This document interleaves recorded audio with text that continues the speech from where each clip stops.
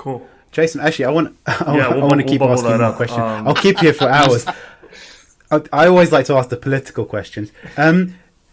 There seems to be, I mean, there was like two schools of thought of typography: type that's supposed to be read, and type that can be manipulated. And you have this sort of, I was a student in the 90s, so obviously inspired by Ray Gun magazine, the grunge Oh yes. typeface, Neville Brody, where they basically broke all of the classical Yep. typography rules of taking text, make it into a graphic. All of them. So all of my typography initial education was terrible for like reading. So where do you, and we were talking about this with Mandy, because obviously she was taking type styles and trying to make editable type, but with these amazing Photoshop-esque Right. styles, whatever.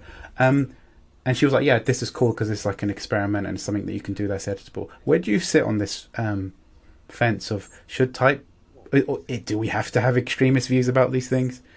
Or Well, no, but the answer is yes. Like you need both of those things. So like that's exactly what I was talking about with those dual roles of typography. You know, fantastic magazine cover design is not about perfectly legible type. I mean, what made Raygun so amazing or Wired so incredible, or even just looking at a fashion magazine cover, the layering of those things sometimes slows you down, but it's engaging and it pulls you in and it makes you stop and think about the message that they're trying to get across. And and so we do need both of those things, and doing it on the web, especially like the way that Mandy does it, is like our unique opportunity to still make it accessible to someone with a screen reader. That's pretty amazing.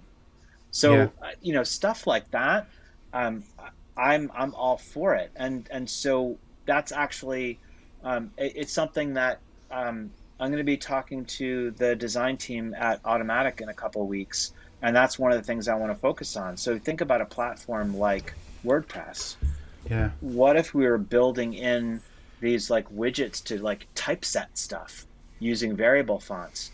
And so it's not just like great reading typography, but being able to like build a homepage that actually leverages the flexibility of variable fonts to do something really interesting. Have some vertically set type, have text and image layered together, use mixed blend modes and masks and shape outside to wrap different kinds of text together. I mean, actually, that's a bunch of the things that I experimented with in talks last, or well, in 2019 and somewhat in 2020, and in the newsletter, were ways that we can bring those things together and look at those techniques in typography to do those really interesting things on an angle, skewed, wrapped on around something yeah. using, you know, these different CSS techniques. I mean, I learned a ton from Leah Veru and Val Head and Mandy and other people that have done tons of these things with CSS,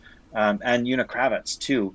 She had this really cool like Instagram filter kind of Yeah, thing that yeah. she created in CSS.